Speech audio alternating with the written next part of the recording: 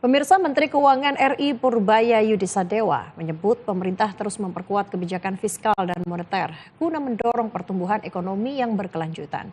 Tidak hanya itu, di tengah ketidakpastian global, Purbaya juga mengatakan inflasi masih terkendali dan daya beli masyarakat terjaga.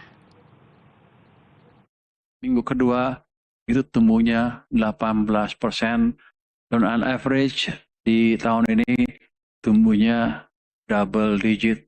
Artinya pemerintah dan bank sentral menjaga suplai uang di sistem cukup untuk mendorong pertumbuhan ekonomi.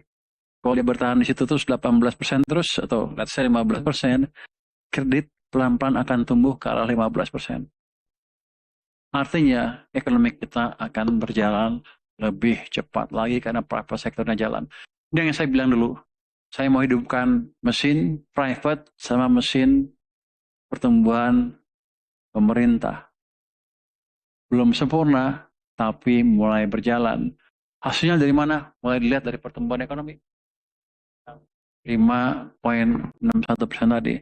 Dan di suku bunga juga kelihatan mulai turun. Kalau bunga turun kan biasanya ya cost of capital turun, ekonomi akan jalan lebih cepat.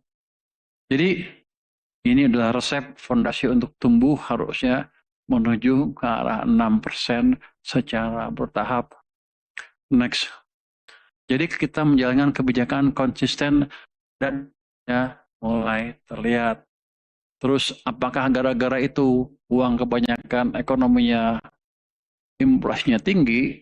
Orang kan bilang luar, wow, ada yang bilang hyperinflasi loh baru-baru ini di TikTok.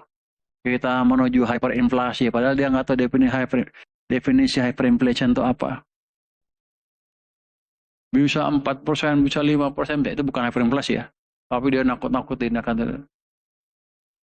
Ternyata ini tumbuhnya berapa inflasinya? Setelah faktor subsidi hilang dari sistem otomatis ya. Itu angka terakhir hanya ini 2,4 Pak. April Pak. April itu 2,4%. Itu angka yang saya sebutkan selama ini kan. Kalau dihilangin musimannya segitu sebetulnya, bukan musiman faktor segitu.